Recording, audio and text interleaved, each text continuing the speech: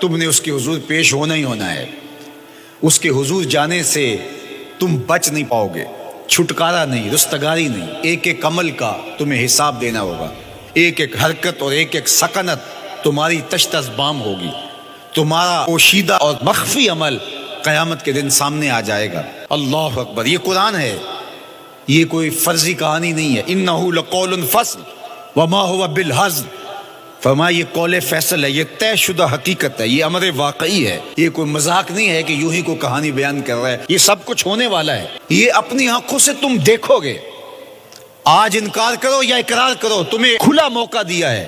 حتیٰ کہ تم کافر بن کے زندگی گزارنا چاہو، نمرود بن کے جینا چاہو، فرعون بن کے جینا چاہو، حامان بن کے جینا چاہو، ہم تجھے دنیا پہ موقع دیں گے. لیکن یہ نہیں ہے کہ جب زندگی کی بساط لپیٹے گی پھر کام ختم ہو جائے گا. نہیں، یہ تمہیں ہمیں فرصت دی ہے، پھر ہم نے تم سے حساب لینا ہے. ایک ایک عمل تمہارے سامنے آئے گا. اللہ اکبر. ذرا غور کیجئے. فآمنوا باللہ، تو بہتر ہے کہ اللہ پر ایمان لاؤ. اس کے حضور تو تم نے آنا ہی آنا ہے. بہتر نہیں ہے کہ جیتے جی آ جاؤ، پھر لوگ تجھے اٹھا کے لائیں گے. اچھا نہیں ہے کہ اپنے قدموں سے چل کے آ جاؤ. کی آنکھ سن لوک یعقوب تینوں جدوں ٹر پہ ہوں سر منہ کج کے تم. پھر جو کفن کی تنیوں میں لپیٹ کر کے تجھے لے کر کے جایا جائے گا، تو اچھا نہیں ہے کہ اپنے قدموں سے خود چل کے مالک کی دہلیز پہ چلے جاؤ. ایک حدیث میں آتا ہے کہ اللہ بندے کو اپنے سامنے سے ہٹنے نہیں دے گا جب تک اس سے 4 سوال نہیں کر لے گا.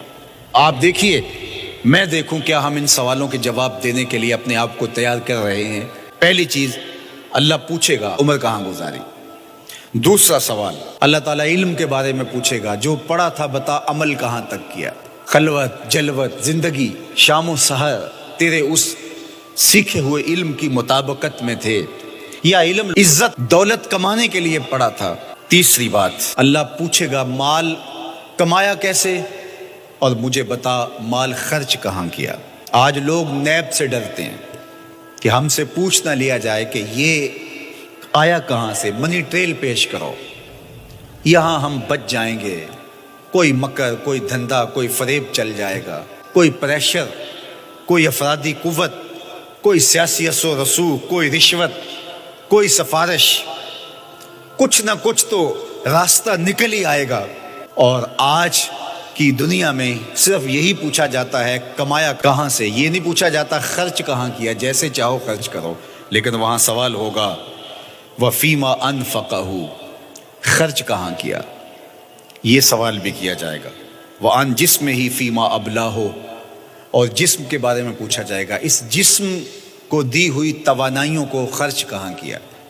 بعض روایت میں ان شباب ہی فیما ابلاہ، جوانی کے بارے میں پوچھا جائے گا تیری جوانی کے خوبصورت دن کہاں گزرے.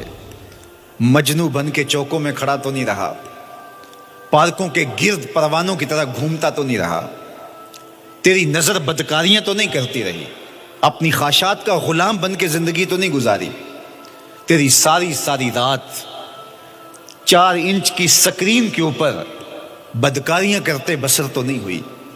پوچھا جائے گا بتا جوانی کہاں گزری.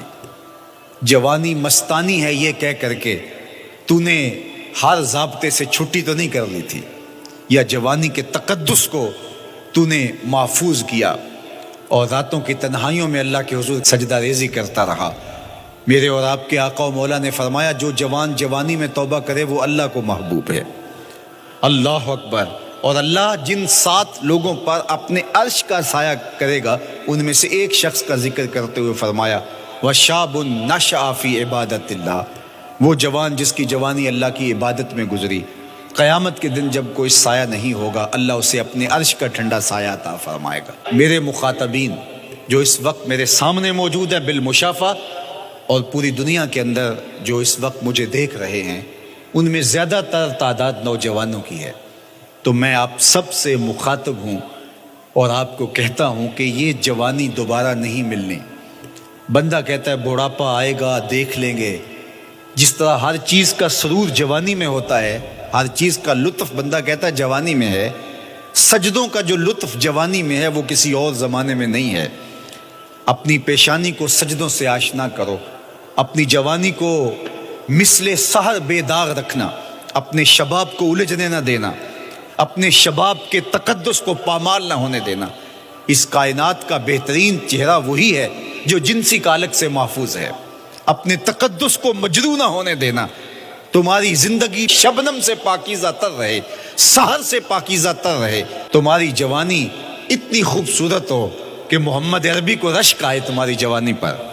اپنی جوانی کو آوارگی میں بسر نہ کرنا، اپنی اس جوانی کو دین کے لیے وقف کرنا۔ سحری کے سجدوں میں آنسو بہا کر کے جوانی کا لطف کشید کرنا۔ جوانی کا لطف اور مزہ رب کے ساتھ محبت اور رب کے ساتھ عشق کرنے میں ہے۔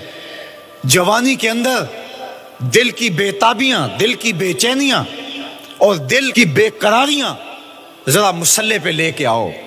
عشق کرنا ہے تو کسی آوارہ سے نہیں، عشق کرنا ہے تو رب العالمین سے کرو، آمنہ کے لال سے کرو، تو پھر دیکھنا کہ یہ جوانی کیا نور بخشتی ہے۔